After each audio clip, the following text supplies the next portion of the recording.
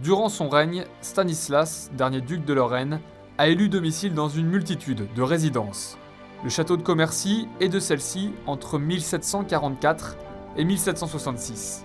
Et lorsque l'ancien roi de Pologne hérite de l'édifice, ce dernier est déjà resplendissant puisque Germain Beaufranc, architecte du château d'Arouet ou encore de la cathédrale de Nancy, a entièrement restauré le château à la demande du comte de Vaudémont dès 1708. À la mort de Stanislas, Commercy est cédé au royaume de France et le château laissé à l'abandon. Une lente agonie jusque l'après-deuxième guerre mondiale où les intérieurs sont définitivement détruits. Donc jusqu'à la Première Guerre mondiale, on aura un régiment de cavalerie quasiment en permanence stationné dans ce château. Entre les deux guerres, il y aura des services de l'armée.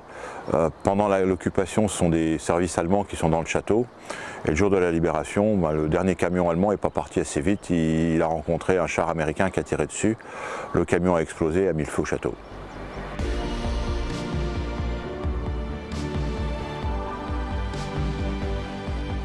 Une dizaine d'années après l'incendie, le château est toujours en ruine. Ce n'est qu'en 1956 que l'État le cède à la ville de Commercy, qui entreprend alors une lourde restauration. L'édifice historique est intégré dans le paysage urbain et les services municipaux occupent désormais la majorité des lieux. Le bâtiment est classé monument historique depuis 1923. L'arrêté de classement avait été suspendu après l'incendie.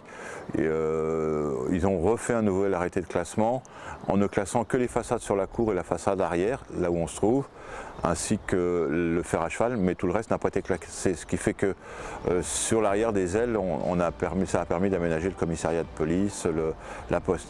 Mais quand on est dans la cour, c'est à peu près identique à ce qu'était le château à l'époque de Stanislas. Si seule une partie des façades est classée monument historique aujourd'hui, le château de Commercy présente des endroits inattendus qui dévoilent la présence d'une ancienne forteresse médiévale. Donc là, on est dans une pièce qui date du XVe siècle. C'est la tour nord qui protège la porte du château. Ça a été construit à l'époque de Robert de Sarrebruck.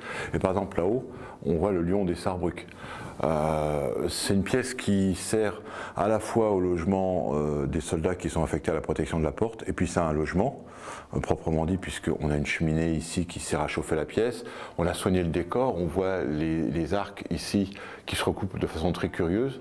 C'est tout à fait inhabituel, et on est bien au début du XVe siècle. Il n'y a plus la petite colonne sur laquelle normalement repose cet arc. Même s'il a subi les foudres du temps, de l'histoire, le château est resté debout. Mieux encore, il est sans nul doute une des grandes fiertés du riche patrimoine meusien.